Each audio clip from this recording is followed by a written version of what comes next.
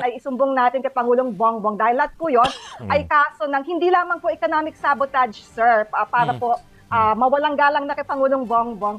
Hindi lang po yun economic sabotage kasi hindi lang naman siya large-scale profiteering. Meron pong public funds involved. So ito po ay kaso ng plunder or pandarambong. Party to investigate kasi sabi nga ng mga ilan sila Magalong, si Senator Tito Sen Soto, gusto nila may third party na somehow kasi baka pag Congress, di ba sabi din nga ni Congressman Laila de Lima may conflict of interest baka to the point na meron din ma-involve diyan, di ba, lalantad.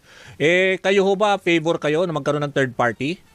Opo, gusto ko po ipanawagan, pinakagyat po yung paglabas ng pag-request ng isang watchlist order po para po sa Senado nag-iimbestiga. Yun pong mga hindi nagpakita na mga contractor, sila po ay hindi na rin makita, hindi rin nagpapa-interview, hindi natin alam kung nasaan na po ang mga diskaya. Naku po, bilisan po natin. Humingi na po tayo ng watchlist order.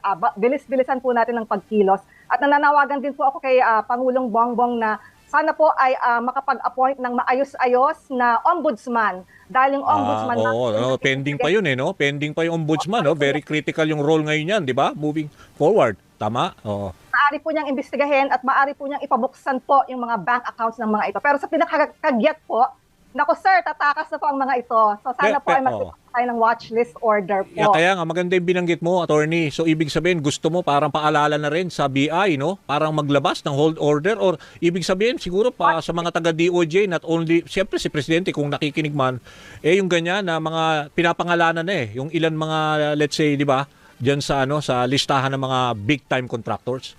Opo, President Bongbong, hindi lang po sapat yung website, kailangan na po silang ipalagay sa watchlist order. At yun po ay hindi nangangailangan ng court order. Yan ang bago.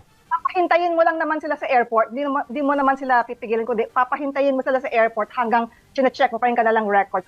Get po natin gawin ito. At kung hindi kayang gawin, dapat po yung mga minority senators sa Senate, dapat po ay humingi na tayo ng watchlist order. Tapos yun pong pag-appoint sa isang panibagong ombudsman, sana po ay maging matino-tino rin ang ating ma-appoint sa ombudsman. Nako.